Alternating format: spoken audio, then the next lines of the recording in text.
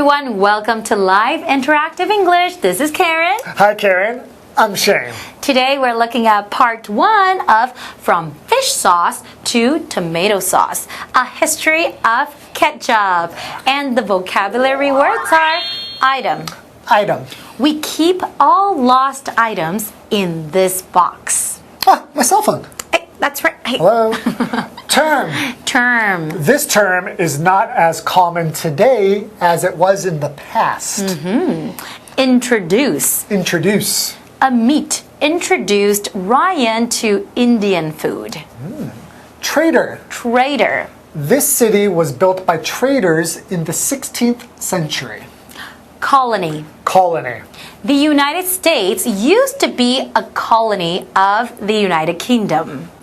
So we're talking about ketchup! What? You don't like ketchup? Not really. I love ketchup. I don't hate it, but I don't really like it. I like ketchup on everything I eat. I like fish sauce. Oh. The ketchup was originally like fish sauce, It right? started out as fish sauce first. So the Chinese invented it. That's a great thing of Chinese culture that was brought to the West. Yeah, that was first introduced to the British, right? I think I liked it back then more than I will like it now. Because now it's made with tomatoes. When we think of ketchup, we think of tomatoes with vinegar and sugar, this kind of thing that I don't like. But actually back then, they have maybe like walnut, different flavors of ketchup too. Yeah. But it wasn't made with tomatoes, which is quite interesting. And it was more of a fish sauce. But then it just evolved over time to become what it is today and what I think is disgusting. But it's so popular. Every time I go to fast food restaurants, I always ask for a lot of ketchup. Okay. But you're not supposed to eat too much of it. That's true. Not too healthy. Let's learn more about ketchup. All right.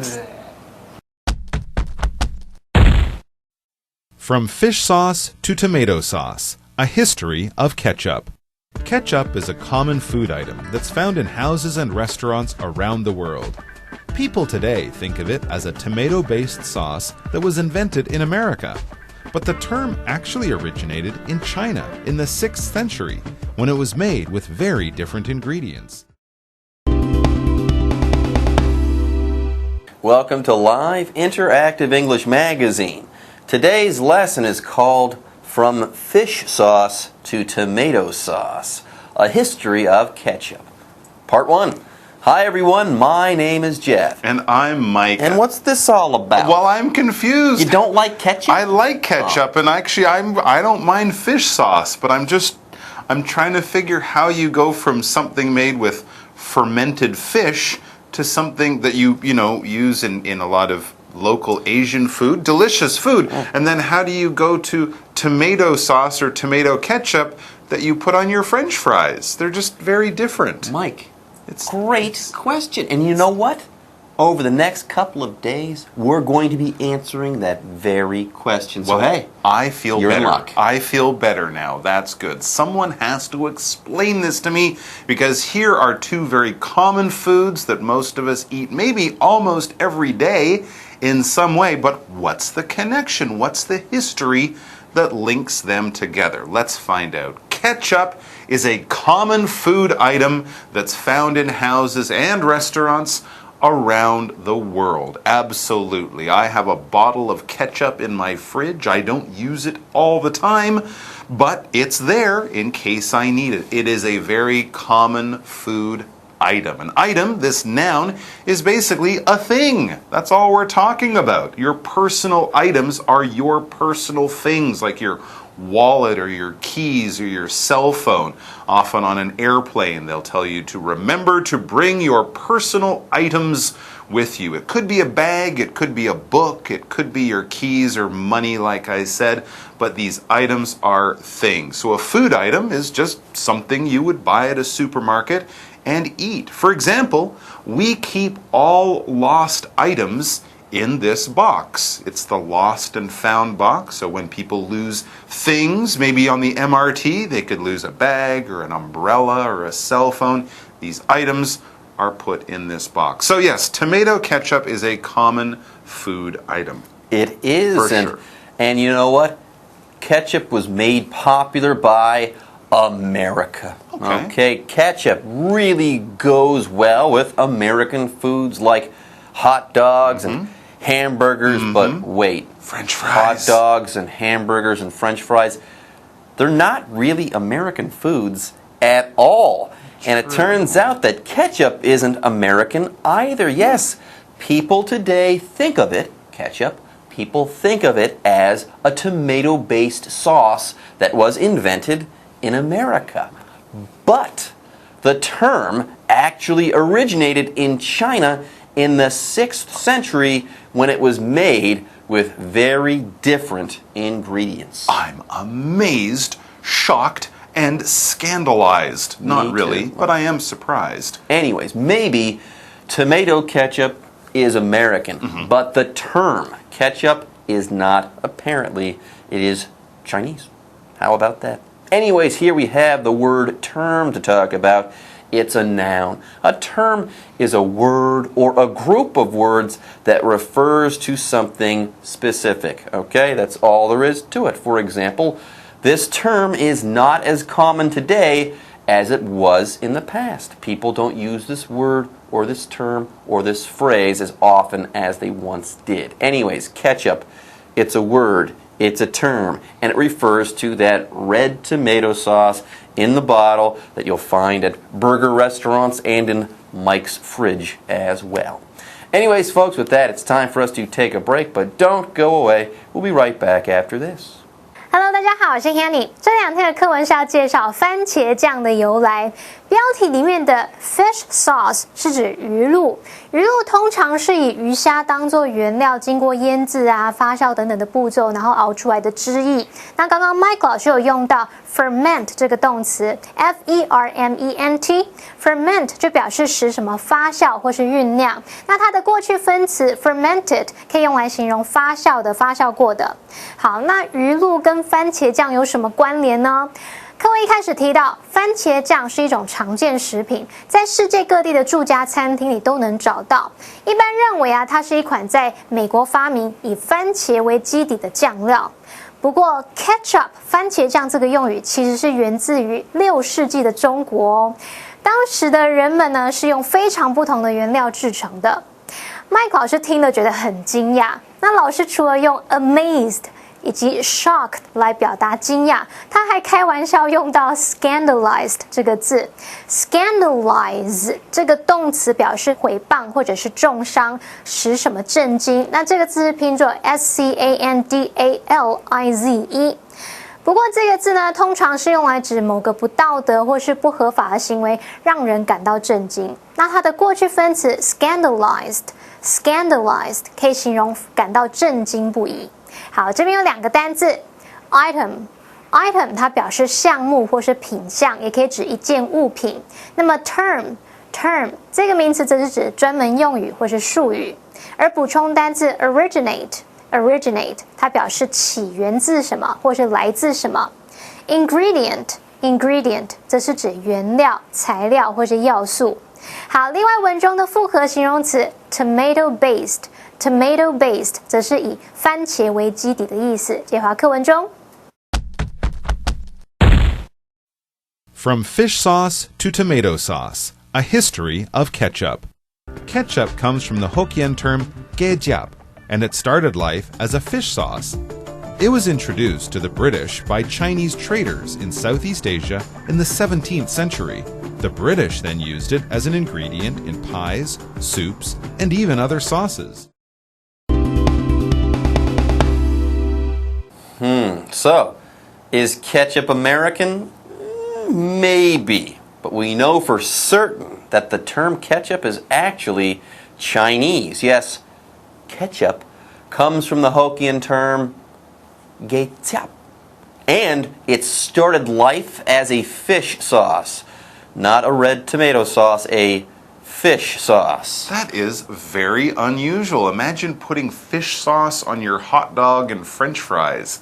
Might not taste quite the same. And where did this sauce come from, or how did it start its journey to the West. It says it was introduced to the British by Chinese traders in Southeast Asia in the 17th century. Not far from here, actually. If we're talking about Hokkien, this is a language that's spoken here in Taiwan and Fujian and, of course, around the port city of Hong Kong. And that's where it would have been introduced to the British and other European traders back in the 17th century, 400 years ago. That's amazing.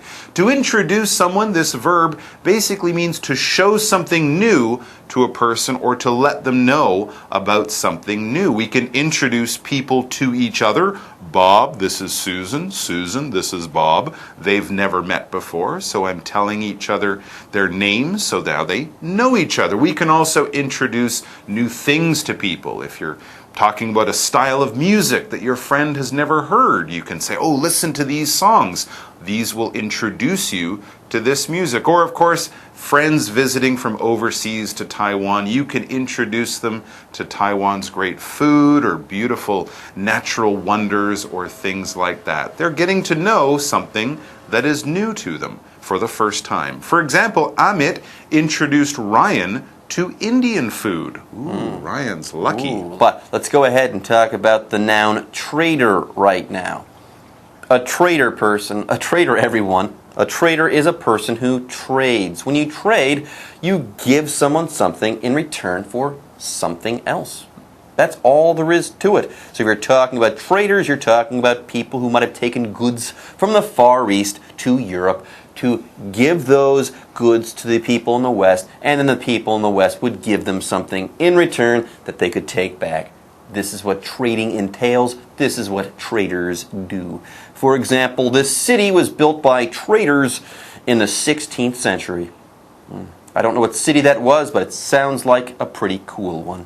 Anyways, moving on, the next sentence says, the British then used it, the British then used it as an ingredient in pies, soups, and even other sauces. I'm getting the feeling this gay chap was kind of like the shrimp sauce that comes from Thailand and other places. And you use a little bit of it to give flavor, but you mix it with other things. But certainly, this is not tomato sauce, and it's not something you'd be eating the way we eat it today. Interesting stuff. We'll take a break, and then we'll be back to follow the fascinating story of ketchup. 番茄酱 ketchup 这个用语是源自于6世纪的中国，那它其实是源自于闽南语 ketchup 这个用语 ，get 就是指腌制鱼类或者是海鲜，那么 jup 就是果汁那个 go jup 的那个 jup， 它一开始就是一种鱼露，那到了17世纪，在东南亚的中国商人把 ketchup 介绍给英国人，当时的英国人把它当做一种食材，用在派汤或者是其他的酱料里面。那这边出现两个单字 ，introduce 是动词，表示介绍或是使什么初次接触。它的用法是 introduce 某人或某事物 to 再加上名词，或者是可以用被动用法，某人或某事物 be introduced to 加上名词。好，至于 trader 它是名词，表示商人或是经商的人、交易人。接回到课文中。From fish sauce to tomato sauce, a history of ketchup. The British also created different varieties of ketchup, such as mushroom and walnut. In fact, walnut ketchup was a favorite of famous British writer Jane Austen. Tomatoes, which are an important part of modern-day ketchup, didn't even make an appearance in the sauce until the early 19th century. The British believed that tomatoes were poisonous, but ketchup makers in their former American colonies began using them since they are native to the Americas. So to recap, ketchup, it wasn't always tomato sauce. It started out as a fish sauce in China. Okay, that's early ketchup or ketchup. Then the British got hold of this ketchup and they started doing stuff with it. Yes, the British also created different varieties of ketchup, such as mushroom and walnut. No tomato there yet. No. mushroom ketchup and walnut ketchup. Interesting. These are just sauces that people would use to add flavor to things. The walnut, actually, I know that a British thing for Christmas is with your turkey, you have pickled walnuts. I never liked it, but I know people who do. So maybe this walnut ketchup was kind of like a pickled walnut sauce. It's a little strange, but some people enjoy it. And here's a person who enjoyed it, Jane Austen, the famous British writer. In fact, walnut ketchup was a favorite of famous British writer Jane Austen. She wrote Pride and Prejudice and Sense and Sensibility. Well, Jane Austen also loved walnut ketchup. And she loved putting it on top of her double bacon cheeseburger. Well, I'm not sure about that. Maybe with her bacon and egg breakfast or something like that. But what about the tomatoes? We've got fish sauce, we've got mushroom, we even have walnuts.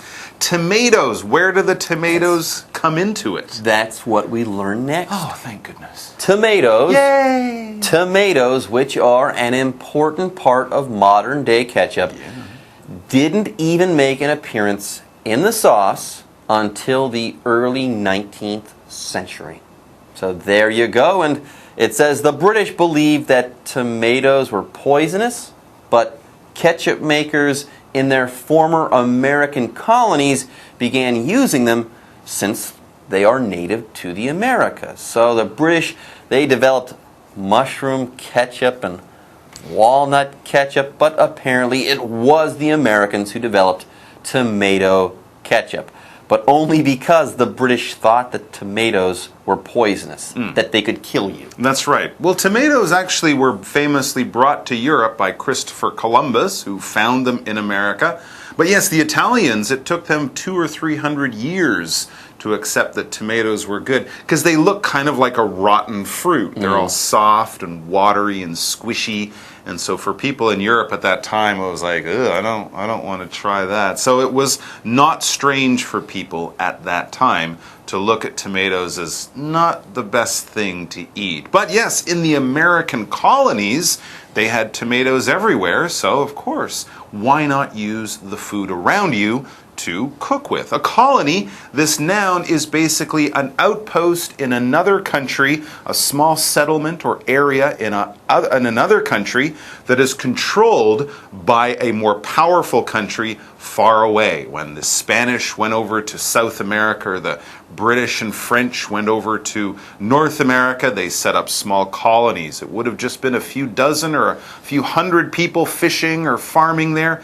But eventually, the government in their old home country in Europe kind of took control of that land and, of course, used the land to make money. For example, the United States used to be a colony of the United Kingdom. It was controlled by the king in London until George Washington and all of his supporters broke away and made their own country.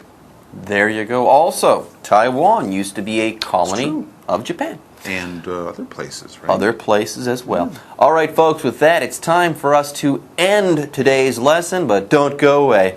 More fun is coming up soon. I'm sure of it. French fries? Maybe. Ketchup 一开始是一种鱼露，那在东南亚的中国商人把它介绍给英国人，那英国人也创造出各式各样的鱼露，像是鲜菇鱼露，还有核桃鱼露。核桃鱼露听起来还蛮怪的，可是它却是著名英国作家 Jane Austen 珍奥斯汀的最爱。Jane Austen 她的知名作品有包含 Pride and Prejudice 傲慢与偏见 Sense and Sensibility 理性与感性等等。好，那我们课文里面的 walnut 表示核桃。Mike 老师提到在英国啊，他们的火鸡大餐会搭配腌核桃 pickled walnuts。Pickle 这个字是拼作 P-I-C-K-L-E， 那它可以当名词或当动词。当名词就表示腌菜、酸黄瓜，那么当动词表示腌制。课文接着提到，在19世纪初期，番茄才开始出现在酱料中。那英国人认为番茄有毒，看起来太鲜艳、太红了。不过，因为他们以前的美洲殖民地是番茄原产地，那当地的番茄酱制造商就开始使用番茄。我们最后来看单字 colony 表示殖民地。那麦考在解释单字时用的 outpost outpost 它是拼作 outpost， 那这个字可以用来指设在国外的军事基地。另外文中的 poisonous 它是形容有毒的。Mike 老师还有用到一个形容词来形容番茄，他说 squishy 拼作 squishy， 那这个字形容软软的，通常形容湿湿软软的。好了，那么以上是这个讲解，同学别走开，马上回来哦。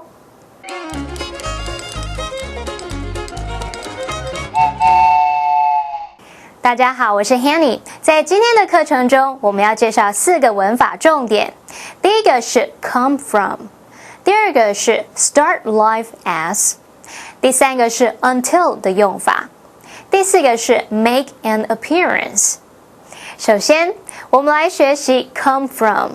片语动词 come from 是指源自或是来自，像是来自某地。来看2个例句 ：Sarah comes from New York。Sarah 来自纽约。The word comes from French。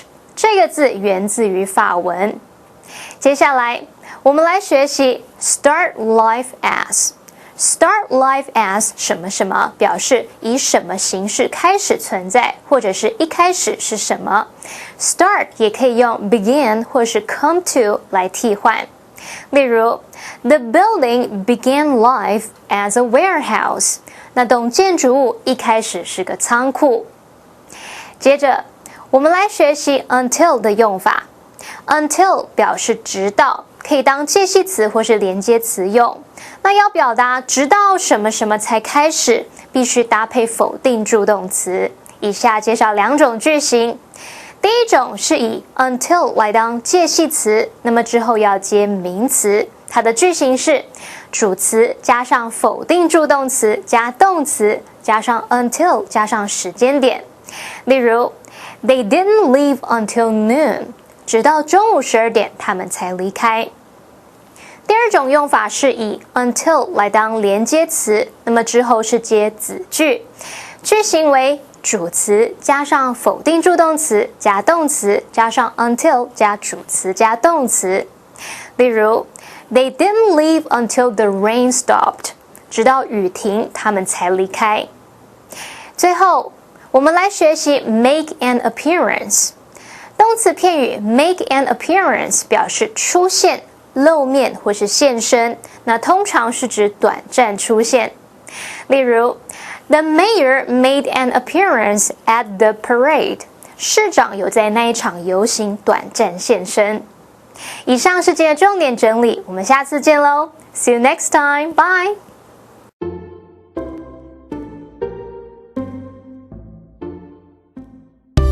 讨论电影时，当有人透露剧情时，你该怎么回应？欢迎收看《就爱讲英文》，我是悠悠，我是季阳。你知道最期待自己喜欢的电影要上演，结果被人家给我先爆雷，先告诉我。这样就毁啦，对，那就不要看了。所以我们今天来跟大家谈一谈，就关于电影预告还有爆雷的3个实用句型。I only watched the teaser. I only watched the trailer. Don't spoil it. I don't need any spoilers. And don't be a spoiler. 哇，很多人会为了等一个电影，有没有等好多年？然后那个预告一上映之后，哇，疯狂哦！真的，对，真的，星际大战就是这个样子。是的，对。那我们刚刚讲说预告，这个东西呢叫做 trailer，movie trailer，那只有短短的几秒啊，可能是10秒、15秒、30秒都好。先闻一下，这样啊，对，噼砰，对，所以我们可以说呢 ，I only watched the teaser。I only watched the trailer。I only watched the trailer。这个 teaser 呢 ，tease 这是什么意思？